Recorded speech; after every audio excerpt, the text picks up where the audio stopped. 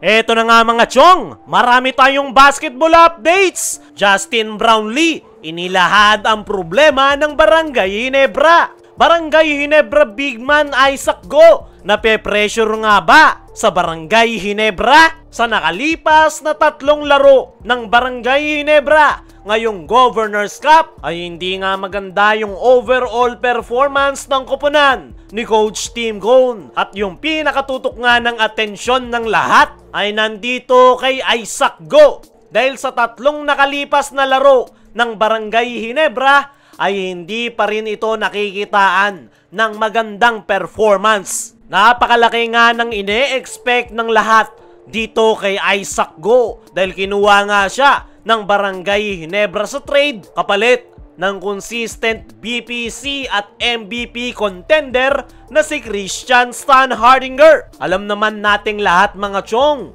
kung ano yung mga nagawa ni si Stan sa Barangay Ginebra. At yun nga yung ine-expect ng lahat sa pagpasok ni Isaac Go sa Barangay Ginebra. Pero disappointed nga ang lahat dahil halos hindi nga maramdaman ng Barangay Ginebra yung pagkakadagdag ni Isaac Go sa kanilang kupunan. Hindi pumapasok yung mga tira, madaling na itutulak sa ilalim at wala pang depensa. Kaya naman, ano nga ba yung problema nitong si Isaac Go? Bakit hindi ito maramdaman ng kanyang kupunan? Para sa akin mga chong, ay mukhang nape-pressure itong si Isaac Go sa kanyang bagong kupunan. Dahil alam naman natin, once na maglaro ka sa Barangay Ginebra, ay maraming ang umaasa na maganda ang iyong ipapakita. Lalong-lalo na't si Stan pa talaga yung kanyang pinalitan sa Ginebra. Kaya panigurado, nape-pressure itong si Isaac Go, kaya hindi ito makapagpakita ng magandang laro. Dahil nga sa pressure na nararamdaman ng nasabing big man, ay mas lalo nga itong nawawala sa kanilang sistema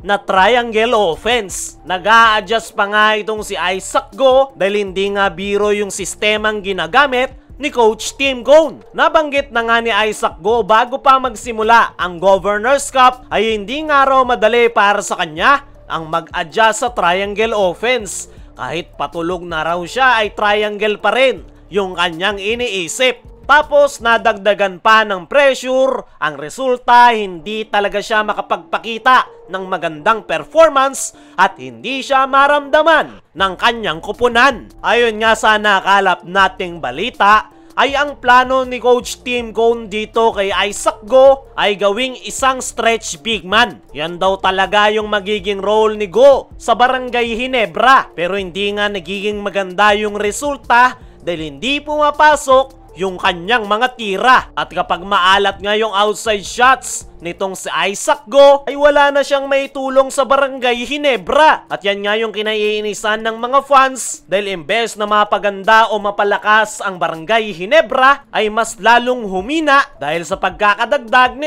Isaac Go. Sa ngayon nga mga chong, ay kailangan na talagang mag-step up nitong si Isaac Go sa mga upcoming games ng Barangay Ginebra dahil hindi na nga nagiging masaya yung management, lalong-lalo na itong si Al Francis Chua sa kanyang ipinapakitang performance. Pero naniniwala ko mga chong na may maitutulong pa rin naman itong si Isaac Go dahil sa ngayon ay nasa adjustment period pa rin ito at inaaral ang triangle offense. Kailangan lang niyang maging kalmado at huwag isipin yung pressure ng mga fans. Pero sakali na hindi magbago yung laro nitong si Isaac Go sa mga upcoming games ng Barangay Ginebra, ay hindi na ako magugulat na gagawan niya ng aksyon ng Ginebra management. Pero sa ngayon, bigyan natin ng chance itong si Isaac Go. Malay nyo naman, makapagpakita na siya ng magandang performance. Kung si Isaac Go ay nape-pressure sa Barangay Ginebra,